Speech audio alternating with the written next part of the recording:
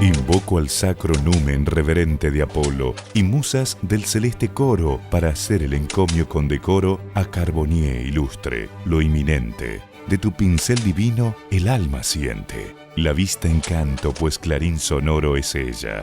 Fama sobre nieves oro, presentando inmortal al héroe ausente. Estos son los primeros versos del poema encontrado junto al famoso cuadro del general Belgrano. ¿Qué trató de transmitir el autor en su obra? Y más importante, ¿qué fue lo que el propio Belgrano nos quiso contar? Juan, la verdad que es un gusto tenerte de nuevo acá. Y la verdad que te traigo aquí en la Casa Histórica porque quiero que me cuentes una historia en particular. ¿Recuerdas cuando charlamos sobre la bandera que Belgrano enarboló en las barrancas de Rosario? Allá el 27 de febrero de 1812. Correcto. Justamente la pregunta surge ahí, ya que el formato de esa bandera la conseguimos de un cuadro, justamente del original, de la réplica que tenemos acá al frente. De este cuadro quiero que me cuentes. Bueno, cómo no. Para hablar de este cuadro tendríamos que retrotraernos allá por mediados de mayo de 1815, en el cual Belgrano, con su amigo Bernardino Rivadavia, llegaron a la ciudad de Londres, que era la capital británica, en misión diplomática. Belgrano permaneció en Londres hasta mediados de noviembre de 1815 y es de pensar que aprovecharon sus tiempos libres para hacerse retratar en este retrato. Belgrano y Rivadavia ambos se retrataron en Londres y Belgrano se le conocen dos retratos. Uno es la réplica cuyo original está en Olavarría, y también tenemos otro que es un poco más pequeño, ovalado, ¿sí? Y que todos aparentemente vendrían del mismo autor, emanarían de la misma mano. Tengo otra consulta, Juan. ¿Qué pasa con los retratos ya que Belgrano, sin mal no recuerdo, a fines de noviembre de ese año regresa acá a Buenos Aires y Bernardino Rivadavia queda en Londres? Claro, a su despedida, Manuel Belgrano, al retrato chico, se lo obsequia a su amigo Bernardino Rivadavia, a quien nunca más volvería a ver, porque cuando él se volvió, Rivadavia se quedó en Europa durante bastantes años más, y volvió después de que ya Belgrano había fallecido. Por lo tanto, nunca más se volvió a ver y le entregó este retrato ovalado a su amigo Rivadavia. ¿Qué pasó con ese cuadro? Bueno, Rivadavia le tenía mucho aprecio a este cuadro y lo tenía en su sala principal, tanto en Europa como también cuando volvió acá a la Argentina.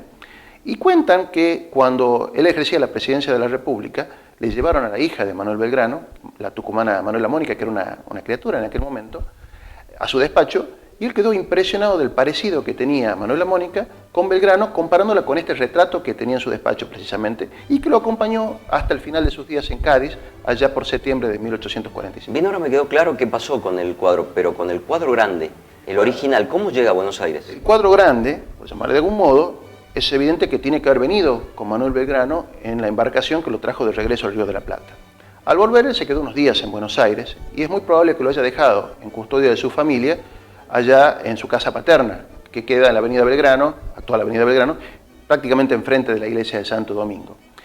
Al poco tiempo, él recibe instrucciones del gobierno argentino de dirigirse hacia Tucumán, nuevamente, hacia nuestra provincia. ¿Por qué? Porque aquí estaba funcionando el Congreso de Tucumán, que luego declararía la independencia, y se lo convocaba para que explicara sobre el resultado de sus gestiones diplomáticas en Europa, y también lo convocaban porque querían que se hiciera cargo nuevamente de la jefatura del Ejército del Norte. Y vos te imaginarás que al tener que venir en un periplo bastante complicado hacia Tucumán, tener que atravesar caminos intransitables, con las inclemencias del tiempo, el tener que hacerse cargo del ejército que probablemente entraría en batalla nuevamente con el enemigo y que el retrato sufriera deterioros por el viaje, fuera capturado por el enemigo o si hubiera una sublevación en el ejército se destruyera, creo que no quiso correr riesgos y decidió dejar este retrato en custodia de su familia que lo tuvo desde entonces. Se supone, se presume, se atribuye este retrato a la factura de François Casimir Carbonnier. Para lo cual hay varios elementos en el cuadro que nos dan a entender que pudo haber sido él el autor de esta obra. Te interrumpo, Juan. Sí. Contame, ¿quién era Casimir Carbonnier? Bueno, François Casimir Carbonnier era un retratista francés, un pintor francés, que no era muy conocido en aquella época y tampoco lo es hoy en día. Él había pertenecido a la escuela de Jacques-Louis David, Jacques-Louis David debe ser el retratista más conocido, más importante, más famoso del Imperio Napoleónico. Fíjate que esta obra conocida por todos, que es la consagración de la emperatriz Josefina y la coronación de la emperatriz Josefina y la consagración de Napoleón, que está en el Louvre, que es prácticamente todo un mural, una obra majestuosa, producto de Jacques-Louis David.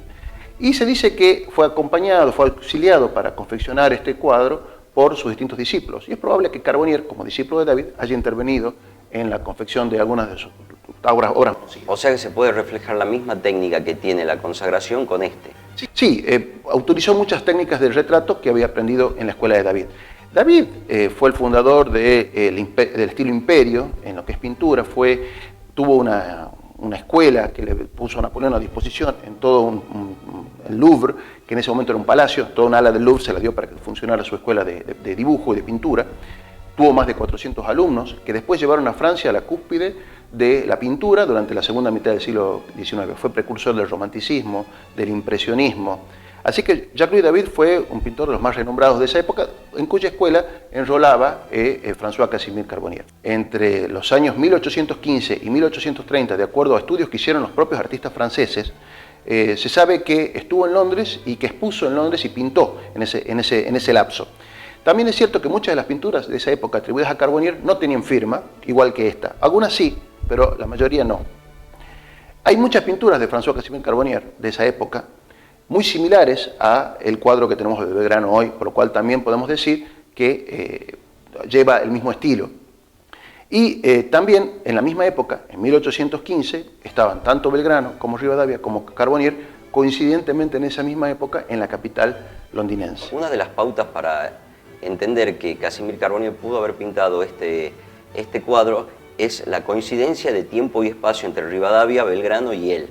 Pero ¿qué otro indicio hay que nos pone sobre la firma de Carbonnier en este cuadro? Bueno, en el año 1944, el investigador Mario Belgrano, de la familia del prócer, encontró en el Museo Mitre un manuscrito anónimo que contenía un soneto dedicado al ilustre general Belgrano en el cuadro retratado por Monsieur Carbonnier. O sea que hay un poema al cuadro de Belgrano.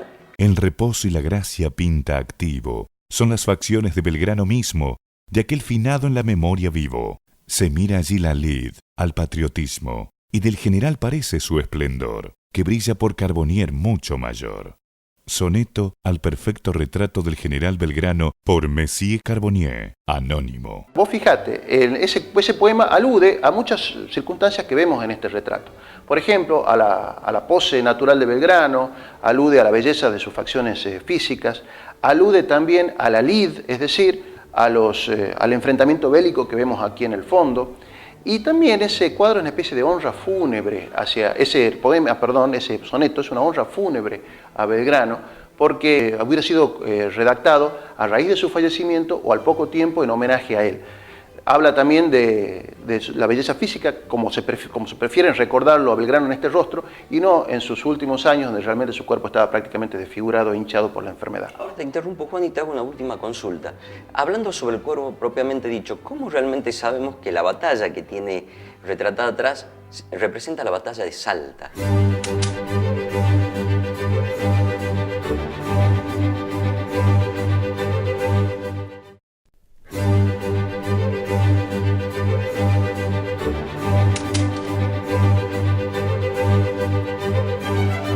Juan, hasta aquí veníamos charlando de los indicios que teníamos para coincidir de que este cuadro era de Carbonnier. Uno, que habían estado los tres, tanto Carbonnier, Belgrano y Rivadavia, en 1815 en Londres. Claro, la coincidencia de estas tres personas en Londres es un indicio importante a favor de la autenticidad de este cuadro, atribuyéndola a François. Sin embargo, habíamos visto que Carbonnier no firmaba sus cuadros, por lo tanto hace dudar de que él fuese el autor de esto. Pero tú me comentaste que otros indicios habían importantes también. Claro, hablamos también del famoso soneto anónimo que encontró Mario Belgrano, pariente del general, allá en el Museo Mitre, que referenciaba este cuadro en 3 oportunidades y lo relacionaba con Belgrano. Y por lo cual, la única forma de saber que este cuadro pertenecía a un artista ignoto como era François Casimir Carbonnier, tiene que haber sido porque Belgrano se lo tiene que haber transmitido a su Sí, recuerdo eso. Incluso el mismo soneto hablaba de la belleza física del general y, como tú bien dices, hacía mención en 3 oportunidades a Carbonnier. Entonces, vale la pena rescatar eso porque de la única manera que se supiese en el soneto eso es que Belgrano lo hubiese comentado en algún momento. Así es. Ahora, la pregunta estaba dirigida anteriormente a la batalla.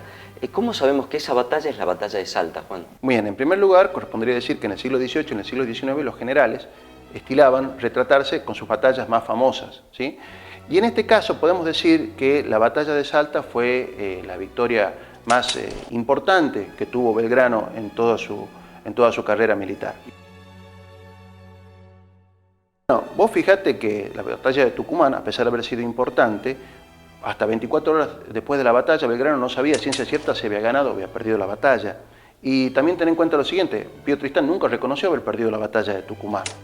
En cambio, en la batalla de Salta, la victoria completa fue indudable, la victoria patriota fue indudable y completa. Es decir, todo el ejército realista se rindió en masa al ejército patriota.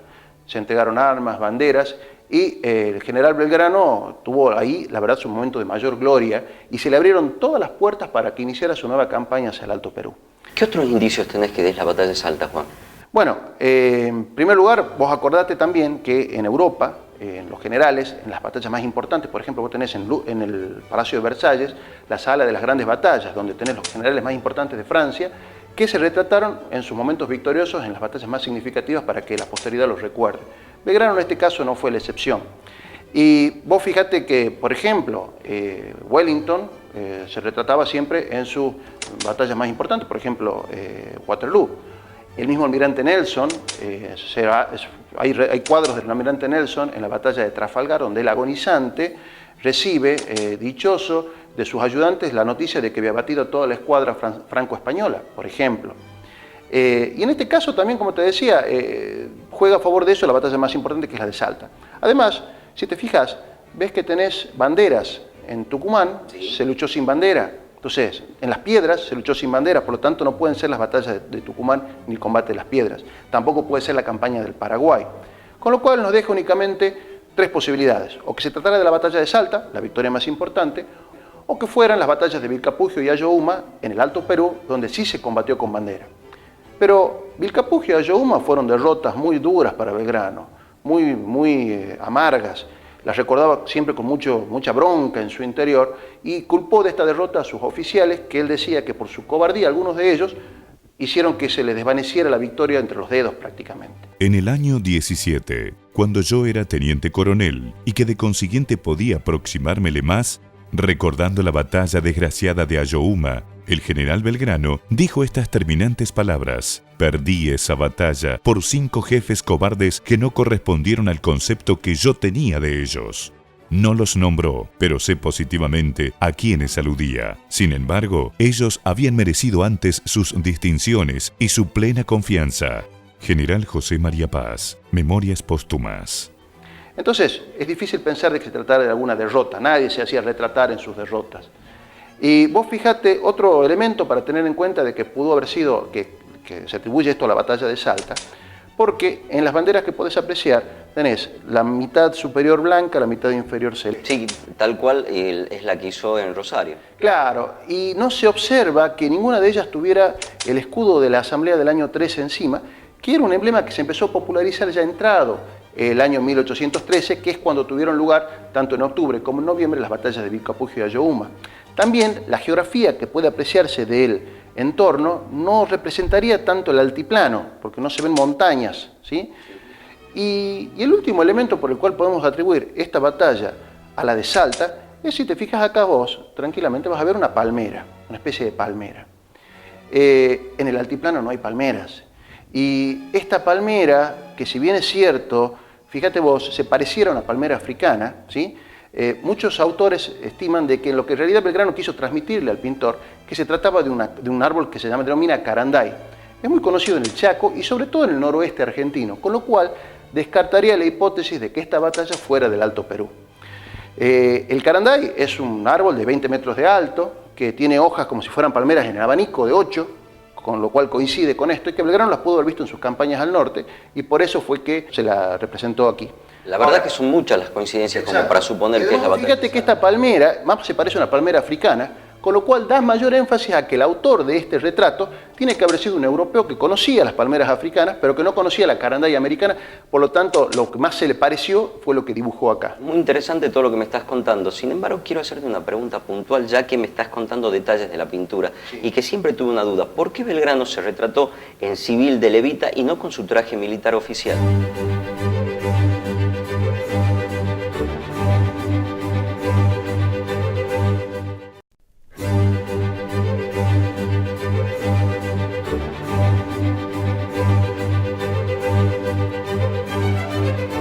Juan, hasta acá venimos charlando sobre el cuadro de Belgrano y todos los indicios que nos hacen pensar que esa es la batalla de Salta. Exacto, vos acordate que en primer lugar, al estar enarbolando banderas este ejército, dejamos afuera directamente a toda la campaña del Paraguay, al combate de las Piedras y a la batalla de Tucumán, donde se luchó sin banderas. Con lo cual nos dejaría únicamente tres posibilidades: la batalla de Salta, Vilcapugio y Ayohuma. De las tres, la única victoria importante de Belgrano fue la de Salta. Es por eso que se suponer que sí. Sí, y además tened en cuenta lo siguiente: en las distintas banderas no figura el escudo de la Soberana Asamblea del año 13, que recién se empezó a popularizar a mediados de 1813, por lo tanto también reforzaría esa idea, así como la geografía del lugar que vemos.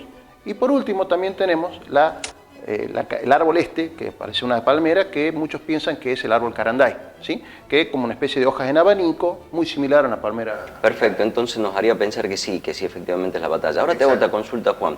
La pregunta era, ¿por qué se hace retratar de civil en levita y no con su uniforme militar oficial? Bueno, es muy buena tu pregunta. Vos fíjate que ha llegado a nosotros, han llegado retratos de, por ejemplo, contemporáneos, como algunos de Napoleón Bonaparte, donde él aparece en su estudio y muestra sus dos facetas, tanto de civil como de estadista, digamos, y de militar. Como militar aparece Napoleón con su uniforme, y de civil se ve atrás un escritorio con la luz prendida, el reloj a altas horas de la noche, con lo cual muestra a la gente su apego al trabajo, ¿sí?, como estadista, y también se ve un ejemplar del Código Civil en el cual él está trabajando. En este caso puntual de Belgrano, también está mostrando sus dos facetas. Vos fíjate que acá él está con una elegante levita, un traje de civil, ¿sí?, donde él se está retratando como un estadista y como más que un estadista, un diplomático. Él en Londres fue en función diplomática y se retrató en Londres como diplomático. Muy probablemente no haya llevado su uniforme de general a Londres porque no tenía sentido en este momento pasearse por las calles de Londres con uniforme de general cuando su función era tratar de buscar una solución pacífica a la lucha por la independencia. Ten en cuenta que ya Napoleón había caído, las monarquías europeas se habían vuelto al trono, incluyendo el rey de España, y se esperaba un contragolpe muy importante por parte de las monarquías para restablecer el orden en las colonias americanas. Entonces fue en gestión diplomática, no podía andar apareciendo con un uniforme bélico. Así que muy probablemente no lo haya llevado y por eso es que no se haya retratado de esa manera. Sin embargo, si te fijas bien, aquí en el fondo, en la escena bélica que se observa, él está diciendo a la gente que él también es general y que participó en este tipo de batallas. Así que de esa forma está mostrando sus dos facetas, tanto su faz de estadista, de diplomático, como su faz militar como general. Ya que volviste al tema de la batalla puntualmente en el cuadro, ¿podés contarme algo sobre las imágenes, sobre las figuras del ejército que pintó? Sí, por supuesto. Vos fíjate que como así Belgrano no llevó su uniforme, es muy probable que no haya llevado su uniforme a Londres, no tenía cómo retratarlo con uniforme. Y también vos fíjate que casualmente el pintor representó todas las imágenes en miniatura porque no debe haber tenido tampoco uniformes para tomarlos como referencia, como modelos. Y si vos te fijas, la mayoría de los colores que se ven en la imagen son azul o celeste y blanco, en forma coincidente con el uniforme mayoritario que utilizaban nuestras tropas en el Río de la Plata, que muy probablemente Belgrano le haya transmitido a Carbonnier. Y si vos te fijas también con mucho cuidado, la imagen de acá de los soldados que encontrás se parece mucho a soldados de la Guardia Imperial Napoleónica, es decir, granaderos fusileros de la Guardia, y no le debe haber costado mucho a Carbonnier representarlos porque los veía a diario en su pasaje hacia el Louvre, cuando iba, por ejemplo, por el campo de Martre, veía los soldados desfilando, y vos fíjate la uniformidad con la cual los ha pintado. Justamente eso te iba a decir, llama la atención, la formación que tiene es impecable. Es impecable, cosa que nada que ver con lo que ocurría en nuestras tierras, porque el general Paz dice que nuestros ejércitos eran semi-irregulares, no había tanta disciplina, tanta organización. El barón de Holberg quería aplicar sin discernimiento a nuestros ejércitos semi-irregulares los rigores de la disciplina alemana. General José María Paz, Memorias. Acá todos están haciendo fuego al mismo tiempo. Prácticamente esto nos da más la idea de que el pintor fue un europeo y por los uniformes que tienen un claro estilo napoleónico, tiene que haber sido necesariamente francés. ¿Y los oficiales, Juan? Y vos fíjate que acá tenemos un grupo de oficiales que lo que parecería ser un estado mayor que están dirigiendo el combate de las distintas columnas de infantería.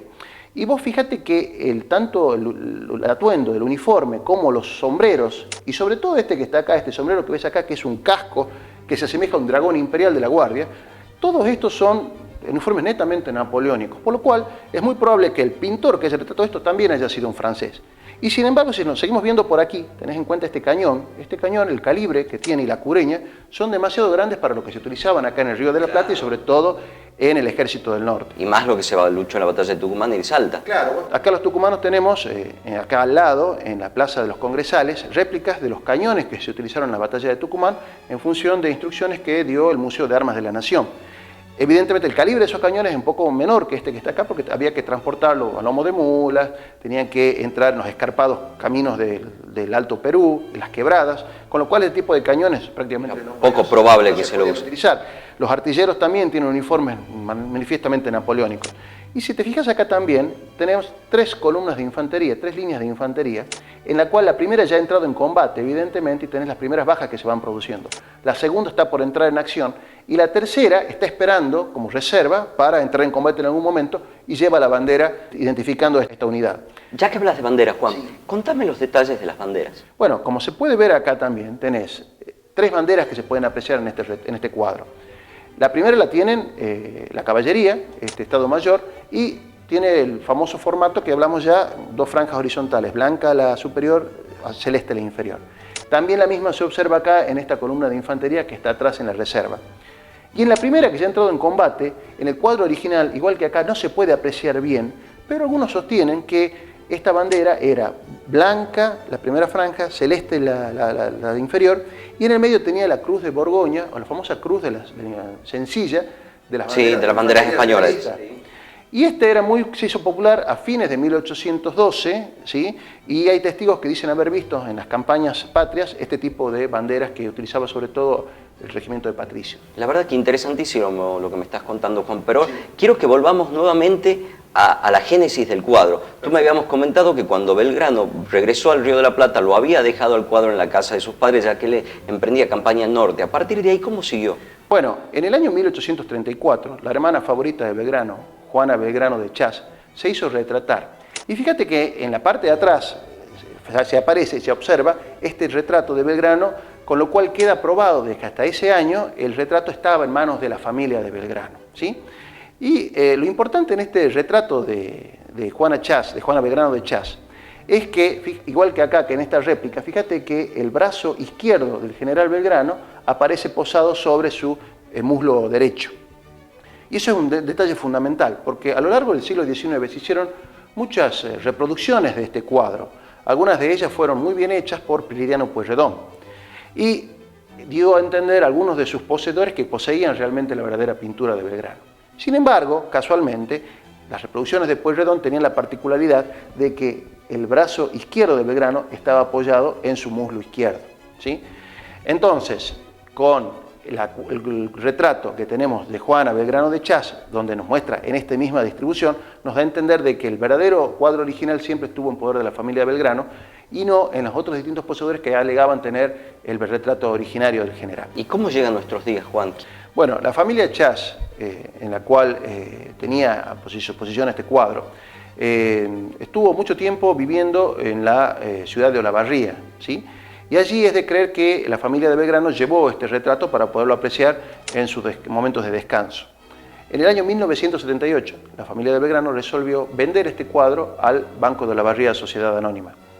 Pero llama la atención que en la venta, en el lote de venta, hubo una leyenda que decía reproducción del cuadro del general Belgrano atribuido a Monsieur Carbonnier. Pero sin embargo era el original. Claro, el original, no era la reproducción. Y este retrato permaneció en poder del Banco de Olavarría Sociedad Anónima hasta el año 1995 en forma previa a su liquidación. El directorio del banco resolvió donarlo antes de su liquidación a la Municipalidad de Olavarría para que sea reservado allí. La Municipalidad de Olavarría lo recibe casualmente como el cuadro original de del general Belgrano. Y lo destinó al Museo Municipal de Arte, Dámaso Arce, en la ciudad de Olavarría, donde hoy lo podemos ver. Pero, sin embargo, este cuadro no se ha visto libre de discusiones o de disputas, porque el actual propietario del local, del inmueble que pertenecía en su momento al Banco de Olavarría y que lo adquiriera en la liquidación, afirma que en el inventario, en el cual él hizo compra de todo el lote, figuraba este retrato y está haciendo reclamos administrativos a la Municipalidad de Olavarría a los fines de reclamar la transferencia de este retrato. La verdad que es una historia interesantísima, Juan, con muchísimos detalles, muy rico en datos. Te agradezco que lo hayamos compartido. Pero ha sido un gusto. Muchas gracias, Juan.